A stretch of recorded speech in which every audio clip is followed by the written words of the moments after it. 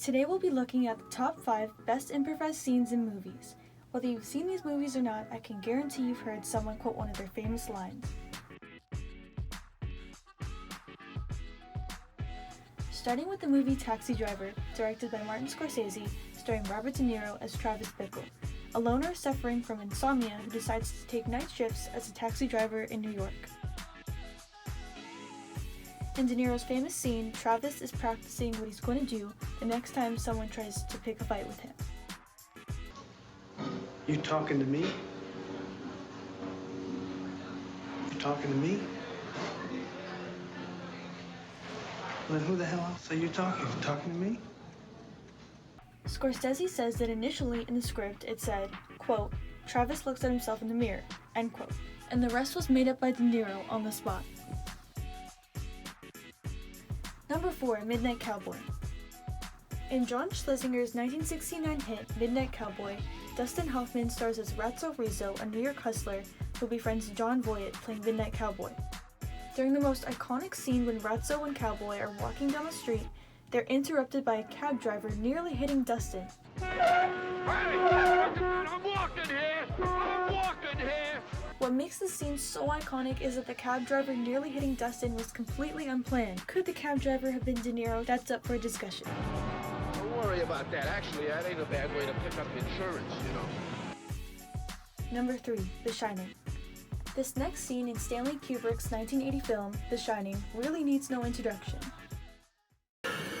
Here's Johnny! A common misconception about this line is that Nicholson's character is named Jack, not Johnny. Jack improvised a late-night catchphrase used commonly on Johnny Carson's late-night talk show. Though instead of being greeted by a warm and friendly talk show host, Wendy was surprised with her mentally disturbed husband. Number 2, Good Will Hunting.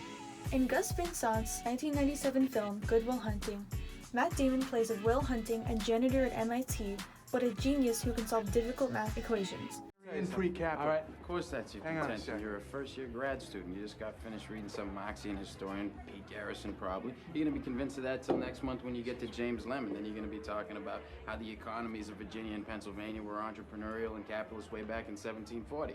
That's gonna last until next year. You're gonna be in here regurgitating Gordon Wood, talking about, you know, the pre-revolutionary utopia and the capital-forming effects of military mobilization.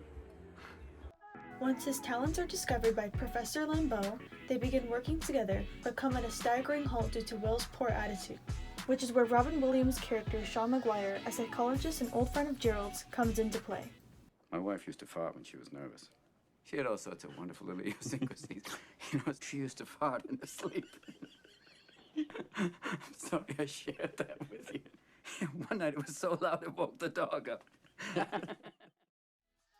While Will's meetings with Maguire were meant to be serious and get to the bottom of why he refuses to better his situation, this scene acts as a great comic relief, completely improvised by Robin. Number 1, Goodfellas. Another one of Scorsese's hits, Goodfellas, a story about Henry Hill, a guy that grows up in the Italian mob.